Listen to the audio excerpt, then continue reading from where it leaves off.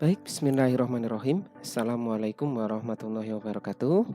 Oke, selamat datang kembali di channel kita di pembelajaran fisika. Pada kesempatan kali ini kita akan membahas materi yang masih berkaitan dengan gaya tarik antar planet, yaitu materi hukum Kepler. Ilmu perbintangan atau astronomi telah dikenal oleh manusia sejak beribu-ribu tahun yang lalu.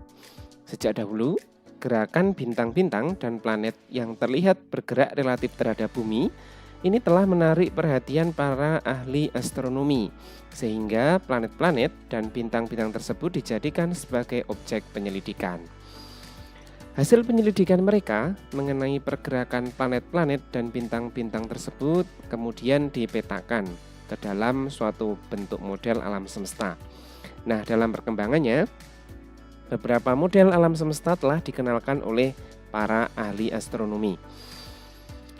Sebuah model alam semesta yang dikenalkan oleh Ptolemeus sekitar 140 Masehi menyatakan bahwa bumi berada di pusat alam semesta. Matahari dan bintang-bintang bergerak mengelilingi bumi dalam lintasan lingkaran yang terdiri atas lingkaran-lingkaran kecil atau sering disebut dengan epicycle. Nah, model alam semesta Ptolemeus ini berdasarkan pada pengamatan langsung gerakan relatif bintang dan planet-planet yang teramati dari bumi. Model alam semesta Ptolemeus ini juga disebut sebagai model geosentris. Berikutnya, pada tahun 1543 Masehi, Nikolaus Kopernikus mengenalkan model alam semesta yang disebut dengan model Kopernikus. Pada model ini, matahari dan bintang-bintang lainnya diam, sedangkan planet-planet termasuk bumi bergerak mengelilingi matahari. Nah, hal ini disebut sebagai model heliosentris. Nah, model alam semesta selanjutnya berkembang dari model heliosentris. Tycho Brahe, seorang astronom Denmark, berhasil membuat atlas bintang modern pertama yang lengkap pada akhir abad ke-16. Model alam semesta yang dibuat oleh Tycho Brahe ini dianggap lebih tepat dibandingkan dengan model-model yang terdahulu karena model ini berdasarkan pada hasil pengamatan dan pengukuran posisi bintang-bintang yang dilakukannya di observatorium. Observatorium yang dibangun oleh Tycho Brahe ini merupakan observatorium pertama di dunia. Nah, penelitian Tycho Brahe ini kemudian dilanjutkan oleh Johannes Kepler.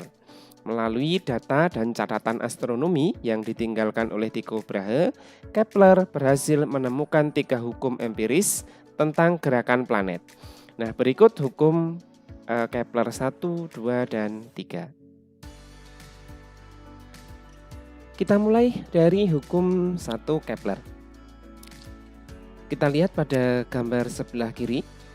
Gambar sebelah kiri ini terlihat adalah bangun elips ya, di mana hukum 1 Kepler itu menyatakan bahwa setiap planet bergerak mengelilingi matahari dengan lintasan berbentuk elips.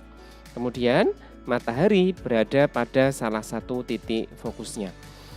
Nah, kalau kita perhatikan di sini bangun elips itu memiliki 2 titik fokus. Fokus yang pertama adalah F1, fokus yang kedua adalah F2. Nah, matahari ini adalah berada di salah satu titik fokus. Nah, dalam hal ini pada contoh gambar ini dia berada pada posisi F1. Nah, apa itu bangun elips? Elips merupakan sebuah kurva tertutup sedemikian rupa sehingga jumlah jarak pada sembarang titik P pada kurva dengan kedua titik yang tetap atau titik fokus tetap konstan. Sehingga jumlah jarak F1P ditambah dengan F2P tetap sama untuk semua titik pada kurva. Nah, ini kalau kita jumlahkan antara F1P dan F2P di setiap titik nanti itu nilainya akan selalu sama.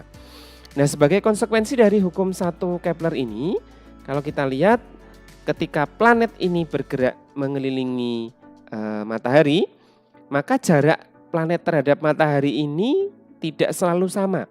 Terkadang planet ini berada pada titik yang namanya titik perihelium. Titik perihelium ini adalah titik di mana jarak antara planet dengan matahari ini jaraknya paling dekat. Sedangkan yang berikutnya yaitu titik aphelium atau aphelium, atau di beberapa buku menyebutnya aphelion ya.